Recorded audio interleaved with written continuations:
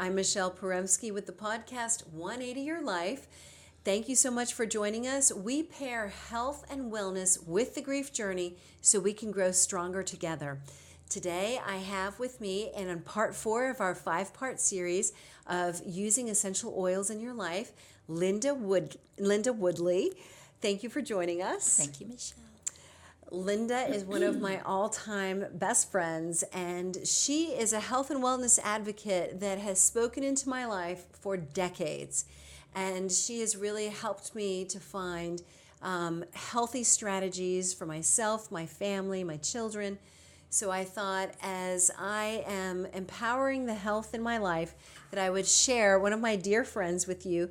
So today is just like girlfriends talking and sharing what works in our families with you. And so today we're going to talk about skincare and how we can use essential oils in skincare. There's a couple of books that Linda refers to. Let's talk about those.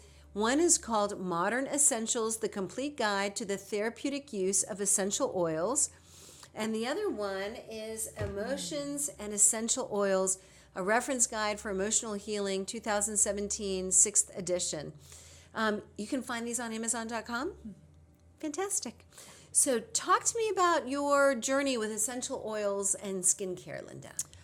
Okay, I was dealing with some skin issues that were pretty obvious on my face, red, dry, patchy areas that would flake and would cause pain, and then they'd come back and kind of repeat that process.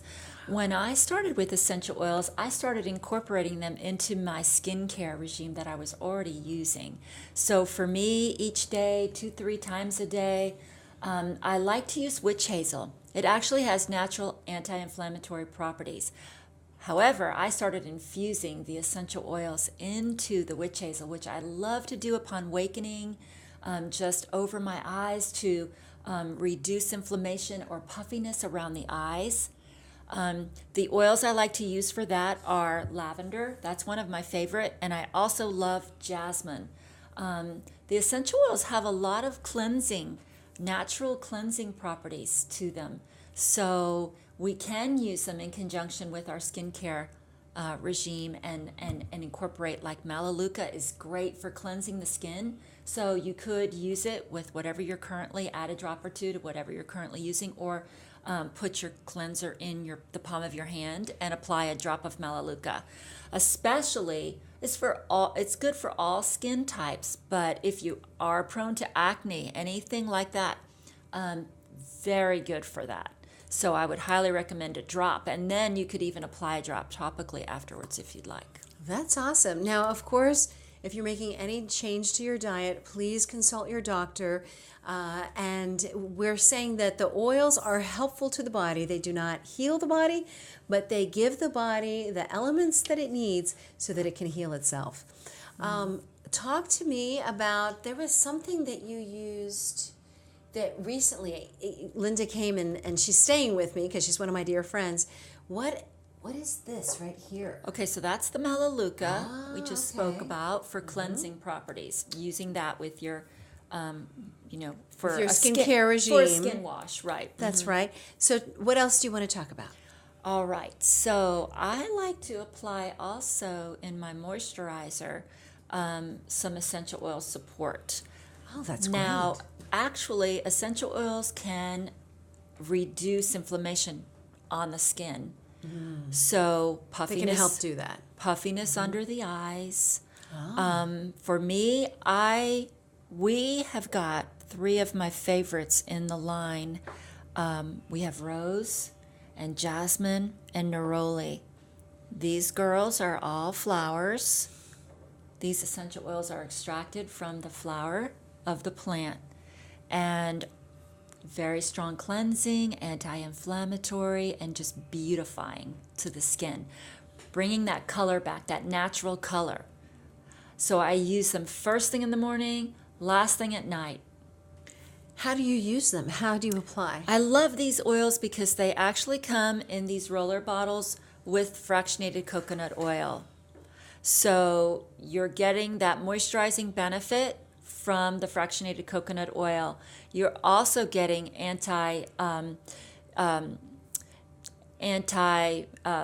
Fungal, anti-inflammatory. yes. Okay. I'm sorry. That's okay. You're getting these properties from the coconut oil as well as from the oil. That's right. Yeah. Coconut oil has very powerful, antifungal, antibacterial properties I naturally. use coconut oil on my face at night. I just buy a tub. It's my moisturizer. That's right. It's mine too. Yes. And I had never thought of applying to some coconut oil in my hands, some essential oils, and using that on my face at To night. soothe, to calm, anti-inflammatory, and they bring the life back to my skin. That's amazing. Mm-hmm. Yeah. So these girls are my favorite. These are Repeat them again. neroli, jasmine, and rose. Okay. I love lavender in my moisturizer. Again, lavender is very calming, so it's wonderful to use at the end of your day. Lavender bath, lavender water, lavender on my temples before I go to bed, lavender in my diffuser, lavender in my skincare. So I'll add it to my moisturizer. And what does it do again? It's calming. It's very calming, whether it's calming to my central nervous system, calming to my skin, calming to inflammation that might be there, which I had a lot of that. That redness was all inflammation that was topical on my skin. And the lavender helped to keep that all calm. It's anything skin related, we use lavender. It could be a bug bite, it could be a bee sting.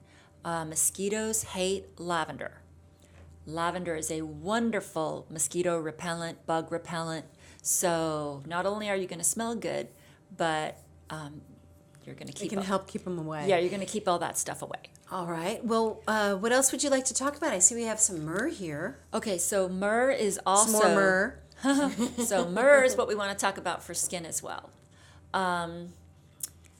Anti-tumor properties going on with our frankincense and myrrh. So this is and deep cellular support. Okay, that's what I use these oils for. Not quite sure what was going on top of my face, but I went ahead and applied the big guns that I knew would be really good. The myrrh and the frankincense when you had red blotches on your face.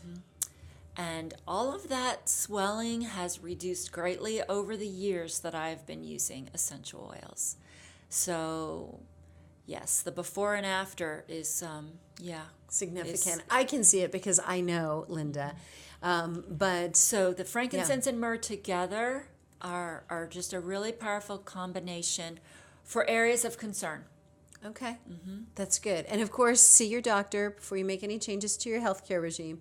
But these are some extra tools to use in your toolbox. That's right. So what else can we talk about?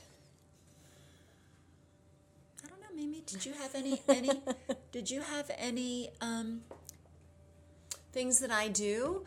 I have to say that I actually use essential oils and in something I call a sweat box. It's an infrared sauna that is a little personal sauna. It looks like a little 1950s silver sauna. I have it in my room, and I get in there and I just renew my skin by taking a good sweat. Yeah. And I might prop up a movie and have my water. I'll put some cinnamon oil in my water.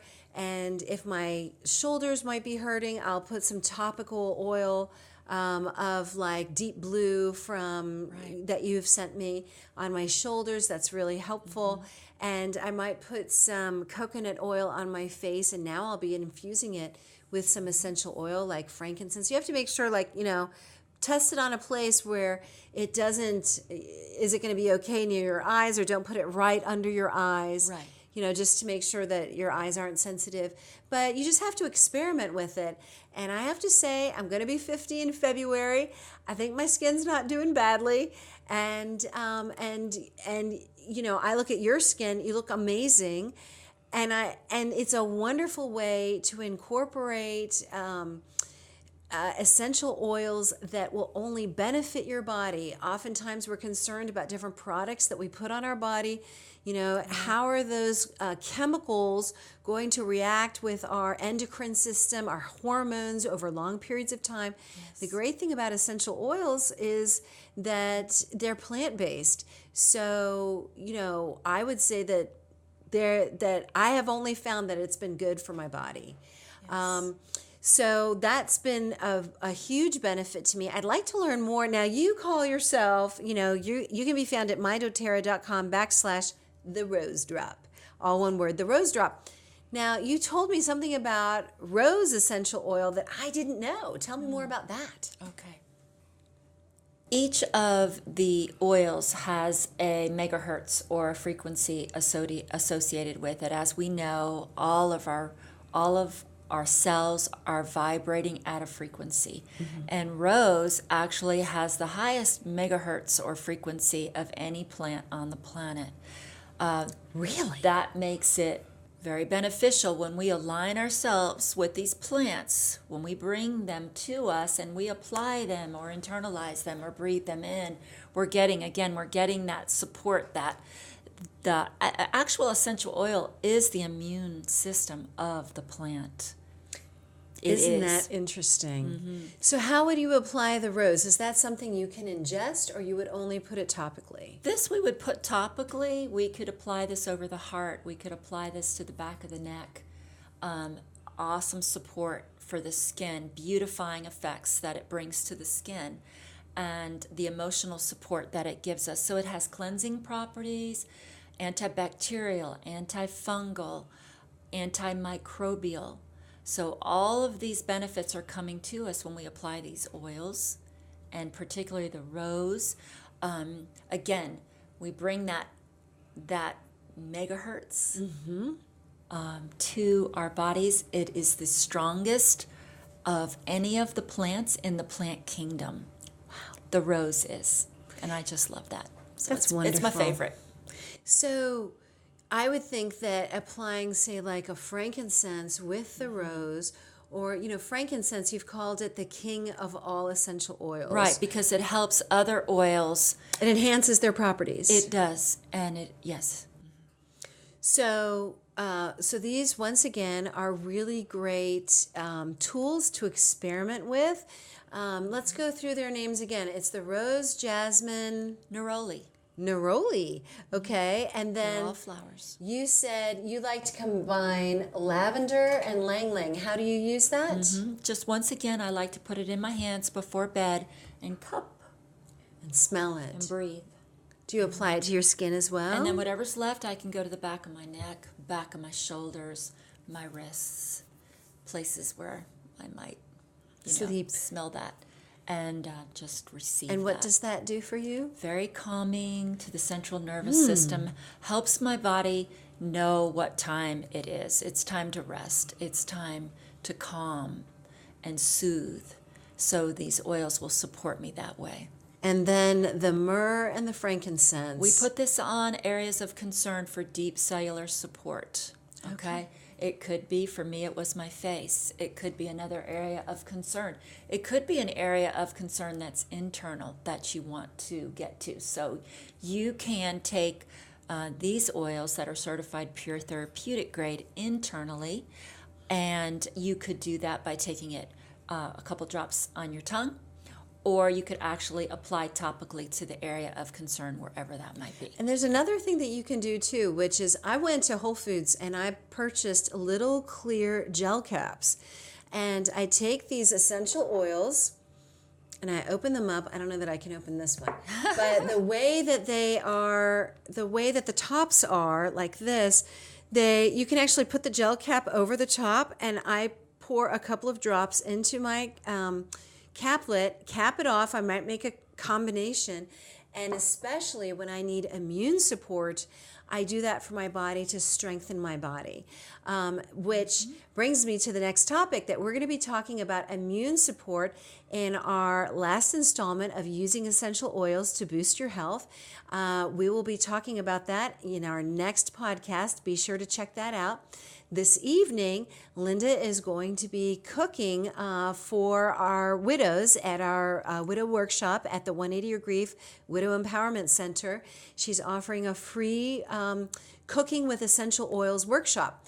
Now, if you can't make it, if you're not in the Atlanta area, you can watch that workshop on our growing Grief Empowerment Library. We have lots of health and wellness. You don't need to be a widow in order to check out what we're offering at 180U. It's 180u.teachable.com. You don't have to be a widow. You may use these same elements if you're going through the loss of a relationship, moving, if you're going through stress, if you're going through grief. There are a lot of healthy ideas that you can do to empower your body and empower your journey. When you support this Grief Empowerment Library that has at least 10 courses in it now, grief empowerment courses, it's only $8 a month to access all the courses. When you do that, that supports our nonprofit. It helps to support our Widow Empowerment Center, so that we have something that can benefit you, that also benefits widows in the Atlanta area.